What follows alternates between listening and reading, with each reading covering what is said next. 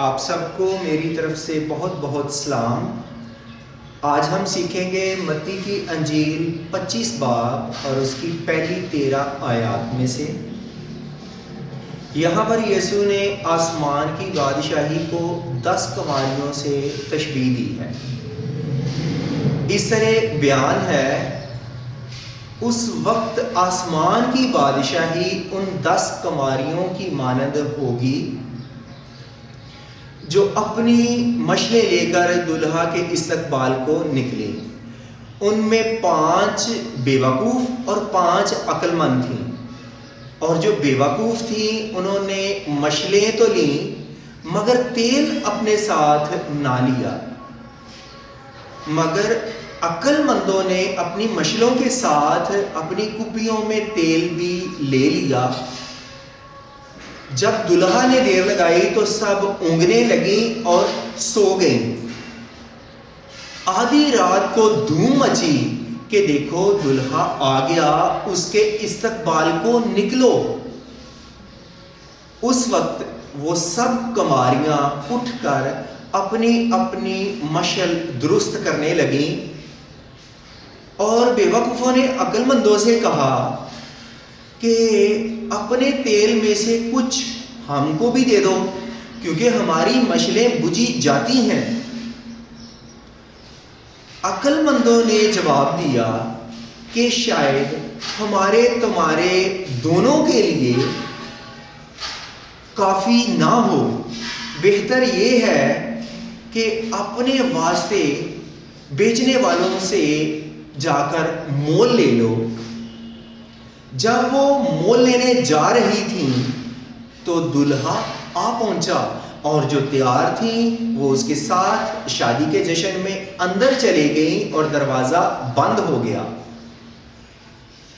پھر وہ باقی کماریاں بھی آئیں اور کہنے لگیں، آئے خداوند ہمارے لیے دروازہ کھول دے۔ اس نے جواب میں کہا، میں تم سے سچ کہتا ہوں کہ میں تم کو نہیں جانتا، پس جاگتے رہو، کیونکہ تم نہ اس دن کو جانتے ہو نہ اس گھڑی کو۔ تمثیل ان الفاظ سے شروع ہوتی ہے، اس وقت آسمان کی بادشاہی ان 10 کماریوں کی مانند ہوگی۔ اس وقت جب یسوع آئے گا، جب یسوع دوسری آمد میں آئے گا، تو وہ دلہا بن کے، وہ بادشاہ بن کے آئے گا۔ اور یسوع نے اس منظر کو کس سے تشبیہ دی ہے؟ 10 کماریوں سے، شادی کی تقریب سے تشبیہ دی ہے کہ شادی کے موقع پر جیسے جو کنواریاں ہیں، لڑکیاں ہیں، وہ دلہا کے استقبال کو نکلیں اور استقبال وہ کرتی ہیں جیسے آج کل بھی، تو ان میں 5 ہیں بے وقوف اور 5 ہیں عقل مند۔ بے وقوفوں نے مشلیں تو لیں مگر تیل اپنے ساتھ نہ لیا، جبکہ جو عقل مند ہیں انہوں نے مشلیں بھی لیں اور تیل بھی اپنے ساتھ لیا۔ لکھا ہے کہ جب دلہا نے دیر لگائی تو سب اونگنے لگیں اور سو گئیں۔ تو وہ یہ یہودی ماحول کو پیش کیا جا رہا ہے، کیونکہ یہودیوں میں ایسے بھی کرتے تھے کہ جب بارات آتی تو جس وقت انہوں نے پہنچنا ہوتا تو وہ اسے کچھ دیر پہلے یا کچھ لمحات، گھنٹے وہ بعد میں آتے۔ کیوں؟ اس لیے کہ لوگوں کو اچانک خبر ملے گی، وہ خوشی کے مارے اچھلیں گے یا وہ کہکا لگائیں گے، تو وہ حیران کرنے کے لیے، خوشی سے حیران کرنے کے لیے وہ ایسا کرتے، اور پھر وہ رات کے وقت بھی آتے۔ اور جیسے یہاں پر لکھا ہے کہ کنواریوں نے ان کا استقبال کیا، اور جو دلہن ہوتی وہ اپنی سہیلیوں کے ساتھ دلہے کا، جس کا وہ انتظار کر رہی تھی، اس کے استقبال میں وہ اپنی سہیلیوں کے ساتھ وہ بھی استقبال کرتی۔ تو آگے لکھا ہے کہ آدھی رات کو دھوم مچی کہ دیکھو دلہا آ گیا، اس کے استقبال کو نکلو۔ تو دھوم مچی، اس دلہے، ان براتیوں نے کوئی ہلچل مچائی ہوگی، کوئی خوشی کے کہہ کے ساز باجے بجائے ہوں گے، طبلے باجے، بین بانسلی، ستار اور نرسنگے بجائے ہوں گے، جس سے اس خوشی کو مزید انہوں نے دوبالا کیا اور جس سے ہلچل مچ جاتی ہے، اور جو استقبال کرنے والے ہیں وہ بھی اس خوشی کا گرم جوشی سے استقبال کرنے کے لیے تیار ہو جاتے ہیں، اور وہ کہتے ہیں کہ وہ پہنچ گئے ہیں، اس کے استقبال کو نکلو۔ لکھا ہے اس وقت وہ کنواریاں، وہ 10 جو سو جاتی ہیں، وہ اٹھتی ہیں اور جلدی جلدی سے وہ تیاری کرنا شروع کر دیتی ہیں کہ دلہا آ گیا ہے، اس کے استقبال کو نکلے۔ لیکن جو بے وقوف تھی، جنہوں نے صرف مشلیں لی تھی، تو اب ان کے پاس تیل نہیں ہے، ان کی مشلیں لکھا ہے بجھی جاتی ہیں۔ انہوں نے عقل مندوں سے درخواست کی کہ اپنے تیل میں سے کچھ ہم کو بھی دے دو، کیونکہ ہماری مشلیں بجھی جاتی ہیں۔ تو انہوں نے کہا کہ شاید ہمارے تمہارے دونوں کے لیے کافی نہ ہو، بہتر یہ ہے کہ بیچنے والوں کے پاس جا کر اپنے واسطے مول لے لو۔ یہاں پر چند ایک روحانی باتیں سیکھیں گے کہ جو مشل ہے یہ ہے خدا کا کلام۔ مشل جیسے زبور 119 میں لکھا ہے، تیرا کلام میرے قدموں کے لیے چراغ اور میری راہ کے لیے روشنی ہے۔ خدا کا کلام اس مشل کی مانند، چراغ کی مانند، روشنی کی مانند ہے۔ وہ ہمیں آگاہی کرتا ہے، سیدھا رستہ دکھاتا ہے، اور یہ ان کے پاس، سب کے پاس ہے نا، آپ کے پاس بھی ہوگا، میرے پاس بھی ہے، ہم سب کے پاس ہے یہ کلام، اور یہ سستا ہے، آسانی سے ہم اسے حاصل کر سکتے ہیں، اور سب گھروں میں بھی ہم بائبل کو، کتاب مقدس کو دیکھتے ہیں۔ جبکہ تیل جو ہے وہ سب کے پاس نہیں ہے، 5 کے پاس ہے اور 5 کے پاس وہ تیل نہیں ہے۔ جب ہم اس کلام کو سنتے، اسے سمجھتے ہیں اور یسوع پر ایمان لاتے ہیں، تو ہمیں روح القدس انعام میں مل جاتا ہے، مفت میں وہ روح القدس ہمیں مل جاتا ہے جو تیل سے مشابہ ہے۔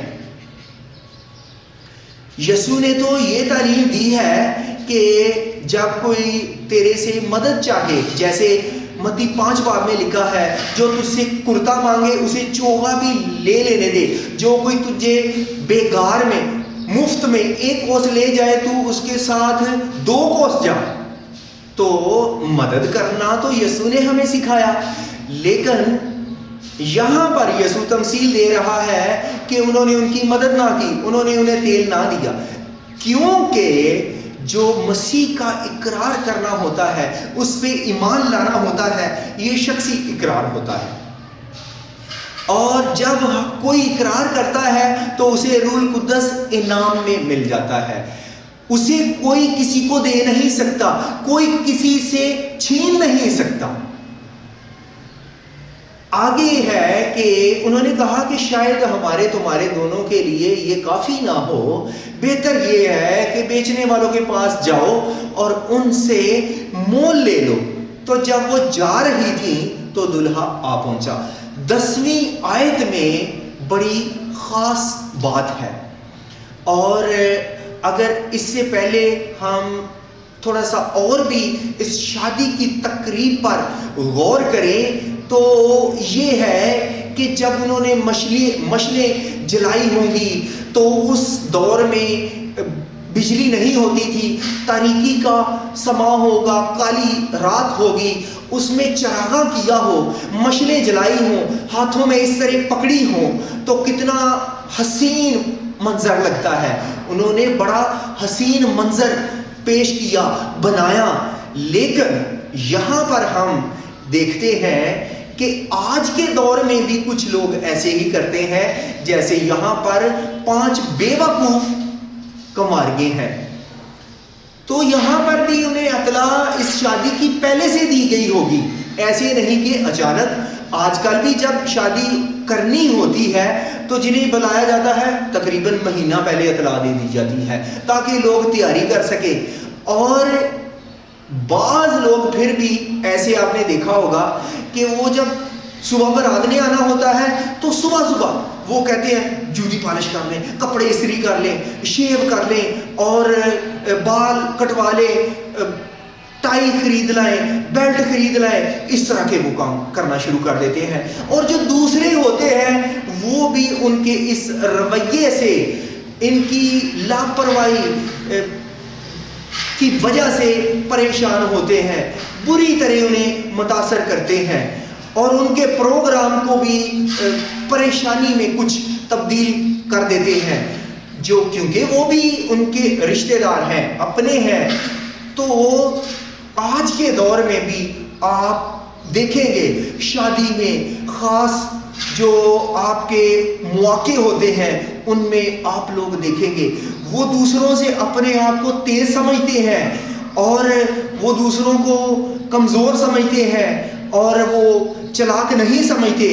ہو سکتا ہے کہ وہ چلاک ہی ہوں لیکن وہ چلاک نہیں، وہ تیز نہیں جو یسوع کو قبول نہ کرے، جو پاک روح کو حاصل نہ کر سکے.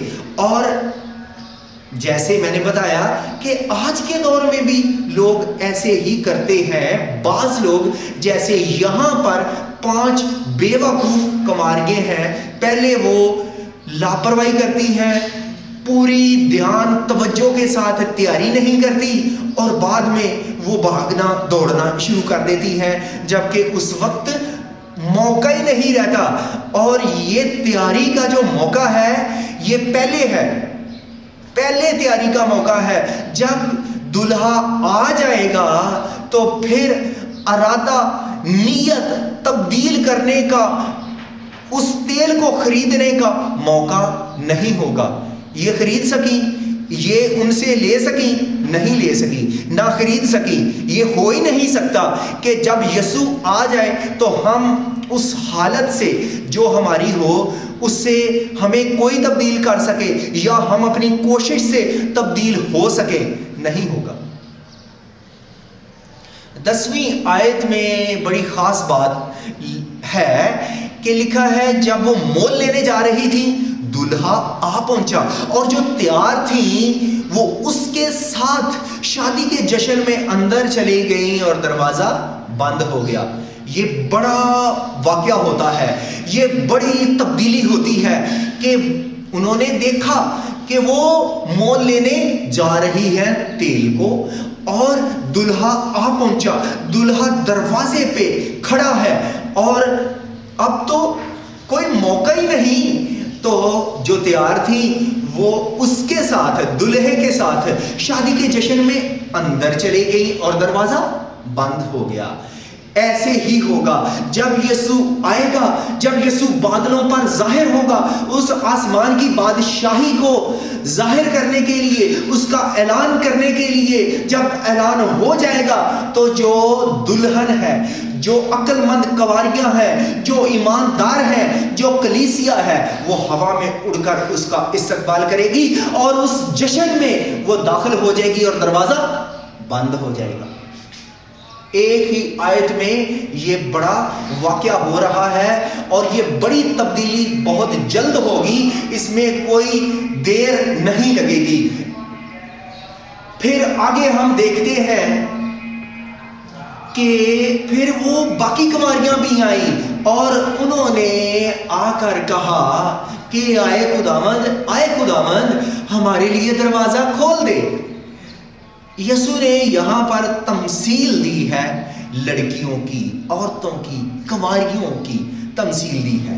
لڑکیاں بعض یا اکثر لڑکیاں اپنے آپ کو باتوں میں بہانوں میں بہت تیز سمجھتی ہیں اور وہ کہتی ہیں اے خداوند، اے مالک، اے آقا، اے یسوع، اے خداوند ہمارے لیے دروازہ کھول دے۔